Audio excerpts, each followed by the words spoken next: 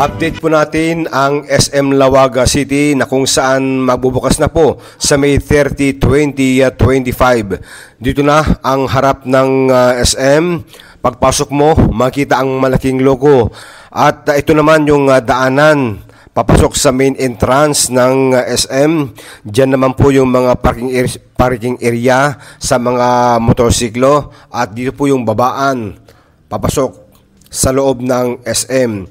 Sa bandang kaliwa, dyan na po yung Starbucks. So pwedeng mag-Starbucks muna bago pumasok sa loob ng mall. Yan, kasama po natin ang mga empleyado ng Lawaga City Government para sa ocular inspection, para sa kanilang occupancy permit. Ito na po yung loob ng SM, ang laki-laki, ang lawak-lawak. Dito po yung ground floor po natin. Makikita ang disenyo, ang ganda-ganda. Yan, mula sa taas hanggang sa ibaba, kitang-kita ang napakagandang mall dito sa Lawaga City. Ito'y mag-ikot po tayo para makita ang mga iba pang space sa loob ng mall. Nasa ngayon ay patuloy pa rin ang kanilang konstruksyon sa mga umuupa ng space sa loob ng SM. So sa ngayon mga kaibigan ay talagang abala ang mga trabador para sa pagtatapos ng kanilang trabaho dahil malapit na ang May 30, 2025. So libutin po natin ang loob ng SM at para makita ang kagandahan. Ito naman po yung sa mga bata, yung laruan ng mga bata, ito yung bumper car. Ang laki-laki. So puspusan ngayon ang kanilang pagsasaayos para matapos na hanggang sa katapusan. At dito naman po yung pinakalabi ng SM. So sa bandang kaliwa, yan, libutin po natin. Kasama po natin si Mayor Michael Kyun at mga staff ng Engineering Department, Bureau of Fire Protection at Zoning and Planning Department. Dito naman po yung pinaka-grocery store ng SM.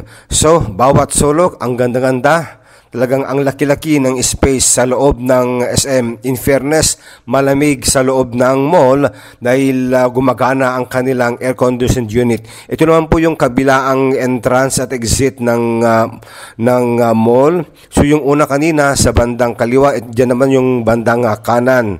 So, ito yung pagpasok mo, ito yung ground floor. Makita po natin yung pinakalabi ng SM.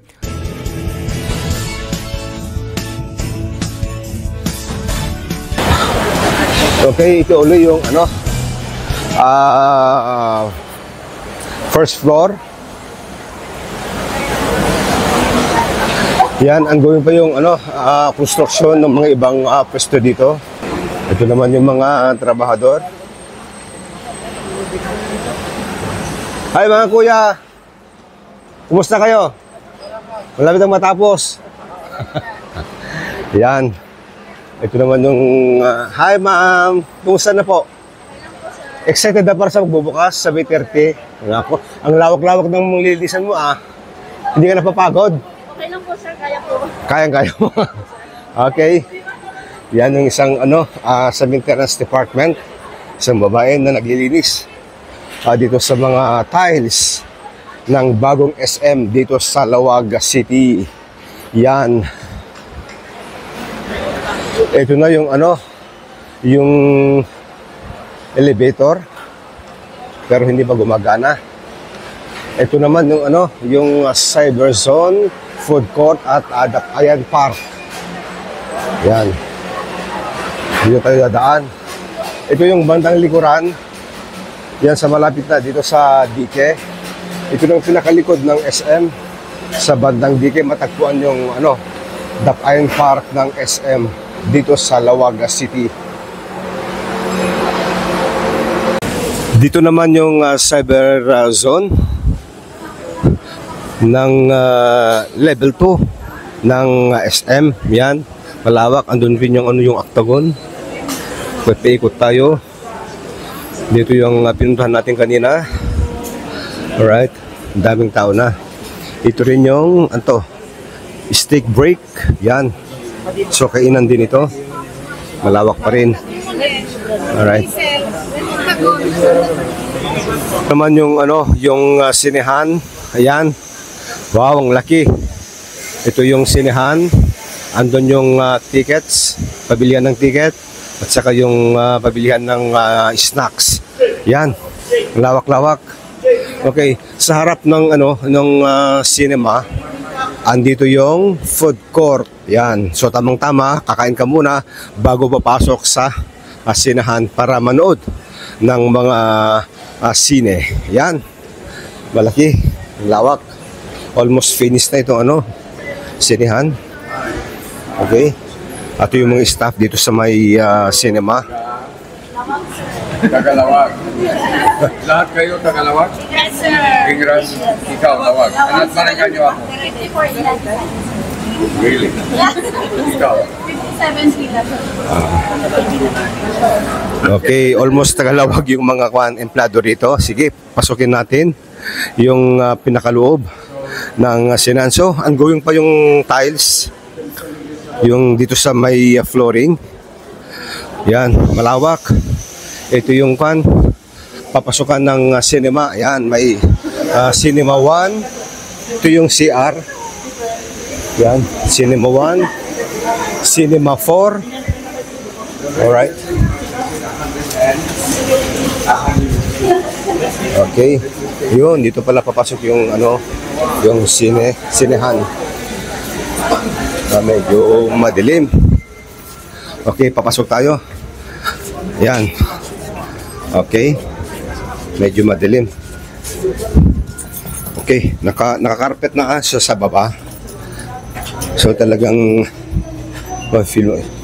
pagpasok mo sa bandang left, dito yung sinehan. Alright. So it's the pandemic that forced you to make it small. Ito yung sinehan ng upuan. Okay. But it's nice. It's more cozy. Okay. Ito yung mga upuan. Sige, itry natin umupo. Yan. Ayan. Okay. Ito yung ano, ito yung screen. Ito yung screen. Yung mga may speakers. Okay. Okay, ito uli yung Cinema 2. Ayan. So, bali apat yung sinehan dito. Magkabilaan, magkatabi. Ayan. Sir, ano to sir? Saan to? Directors Club, sir. Bali, ito po yung pinaka-high-end natin for this cinema. We have a regular and we also have a Directors Club po. Okay, okay. Pasukin natin. Pasok tayo sa Directors Club. Okay, ito yung high-end na sinehan. Ayun, medyo mas malalaki yung mga upuan comparing sa ibaba kanina. So mas malaki. Yan. Dito rin sa harap yung kanyang monitor screen. So almost the same sa nauna kanina, kaya nga lang ang pagkaibahan, mas malaki yung mga upuan, yung Directors Club na sinehan dito sa SM. Ayan po, nakita natin yung mga sinehan sa SM, bali apat. Yung nakita natin, may high-end at saka yung may regular pero maganda na rin, halos pare-parehas yung itsura ng mga upuan nila. Kaya nga lang, yung isa kanina, mas malaki yung director sa club. Pabalik ulit tayo sa pinanggalingan natin kanina, palabas ng sinehan. So almost finished na po yung kanilang flooring. Ito yung flooring nila, hindi madulas.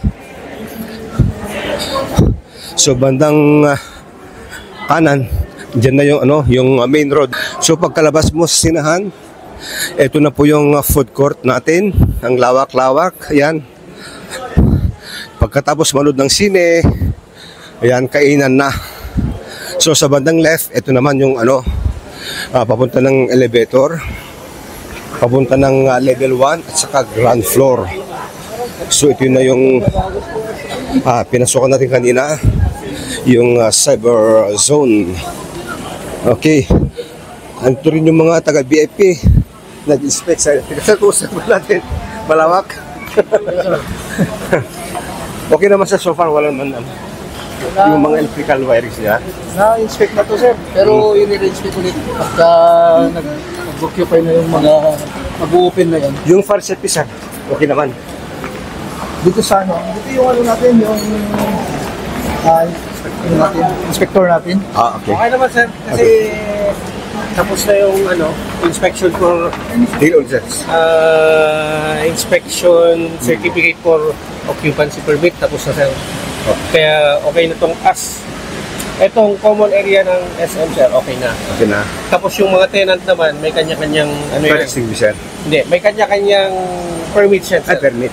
May building permit, may occupancy permit din sila. Okay. Kaya okay na. So, ready nang gumala, sir. Yes sir, pwede na. Okay, si po, Fire Lieutenant Cabias. Yes sir. Lieutenant na pala si sir. Okay.